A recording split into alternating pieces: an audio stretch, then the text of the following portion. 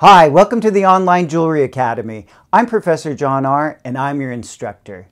In this video, we're going to take a smooth, hard tool and put just enough lubrication on it so that it glides over another surface, taking out all the kinks and leaving that other surface glowing.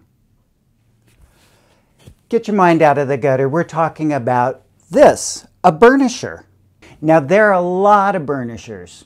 There are straight ones, and there are not so straight ones. This one kind of curves to the right, but they live happily together in my toolbox. Now, these tools you're probably familiar with if you've done any kind of stone setting. For example, the ring right here features a bezel set cabochon amethyst. Either one of these two burnishers could have been used to successfully set that stone. Now, if you're interested in making a ring like this, the OJA has several videos in its playlist that teach you how to make a silver band, a bezel cup, and how to successfully set a cabochon in a bezel. And I'd appreciate it if you'd watch those videos to the very end.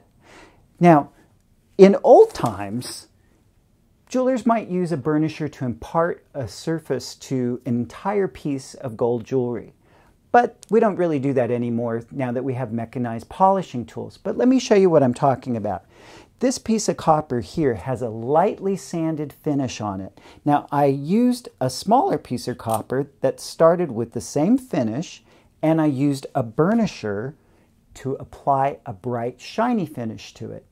Okay, it may not be perfect, but it's very close to being fixed like that with a little bit of rouge. Let me show you how to do it. Now, these pieces need to be lubricated so that this burnisher slides over them nice and easy. Now, you could use spit, but if you're a lady, you might rather use a little bit of dish detergent. Spit actually works a little bit better, but the dish detergent is great because you can just dip into it and coat the tool and then just slide it over the surface that you're trying to make bright and shiny. It's going to take a little bit of time going over the whole piece in one direction in order to do this. Now, I'm sure that you're probably not going to do this, but in a pinch, it's possible. Today, what jewelers tend to use their burnishers for most is to just smooth small imperfections in a piece. For example, if you had a piece of heirloom jewelry like a ring where there was a small nick on the shank that was causing the client a little bit of discomfort, you could take the burnisher and you could actually fix that without ever removing any of the material from that ring. All you'd have to do is just take the inside curve of the curved burnisher and just slide it over the edge, giving it a little bit of lubrication, of course. And you can see how it just transforms that edge into something bright and shiny. Unfortunately, no jewelry tool comes to you out of the box perfect. They all need to be tuned up.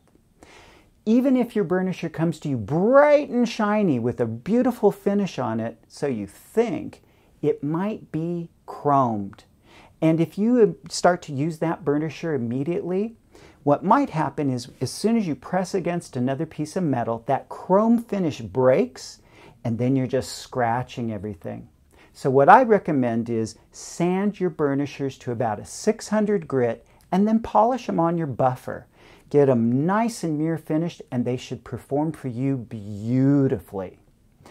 We have many other videos like this one on the OJA playlist. You can check us out at onlinejewelryacademy.com or here on YouTube. If you click on the little button in the lower right, you can become a subscriber and you'll receive notification of new videos on a weekly basis.